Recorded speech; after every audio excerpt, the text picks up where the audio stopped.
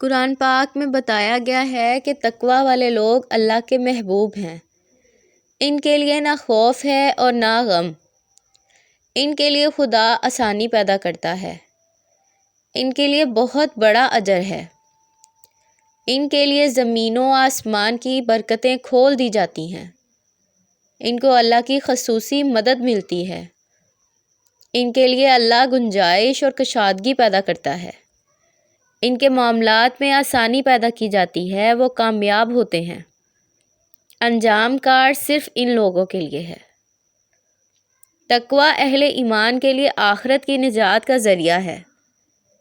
اس کے ساتھ وہ مخالفوں اور دشمنوں سے محفوظ رہنے کی سب سے بڑی ضمانت ہے۔ تقوی سے یہ عظیم فائدے کس طرح حاصل ہوتے ہیں؟ حضرت عمر بن خطاب رضی اللہ تعالیٰ عنہ نے حضرت ابی بن کعب رضی اللہ تعالیٰ عنہ سے پوچھا کہ تقوی کیا ہے؟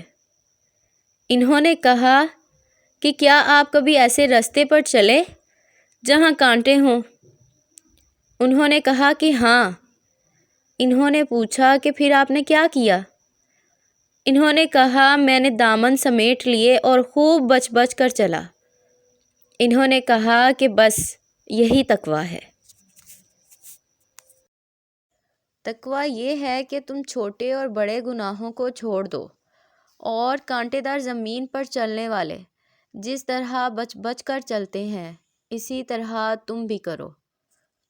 تقوی کا اصل مفہوم بچاؤ ہے، یعنی اذیت اور ضرر والی چیزوں سے بچ کر رہنا۔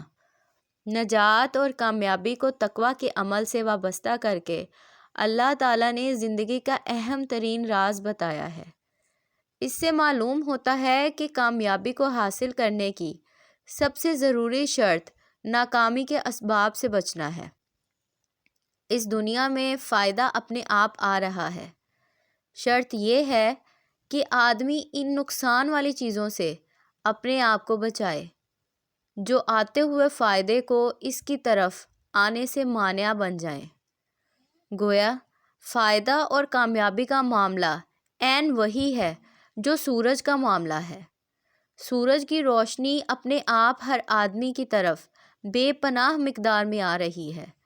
آدمی کے ذمے جو کام ہے وہ صرف یہ ہے کہ وہ اپنے اور سورج کی روشنی کے درمیان کسی چیز کو آڑ یا رکاوٹ نہ بننے دے۔ اسی طرح دنیا اور آخرت کی کامیابی کے لیے بھی آدمی کو صرف یہ کرنا ہے کہ وہ ان چیزوں سے بچے جو آنے والی کامیابی کی راہ میں رکاوٹ بننے والی ہوں۔ آدمی نے اگر اس کا اہتمام کر لیا تو کامیابی اس کی طرف آ کر رہے گی، وہ کسی حال میں رکنے والی نہیں۔ اس تقوی کا ایک پہلو یہ ہے کہ نفس اور شیطان کی ترغیبات سے اپنے آپ کو بچایا جائے اور ان سے دور رہتے ہوئے زندگی گزاری جائے۔ مثلاً خدا کی یاد سے غافل ہونا، آخرت کی پکڑ سے نہ ڈرنا، خدائی حدوں کو توڑنا، اخلاق اور معاملات میں منمانی کارروائی کرنا، مخلوقات کی پرستش میں مبتلا ہونا۔ اس قسم کی تمام چیزیں انسان کو گھاٹے میں ڈالنے والی ہیں، وہ آدمی کو جہنم کی طرف لے جاتی ہیں۔ آدمی پر لازم ہے کہ وہ ان چیزوں سے بچے۔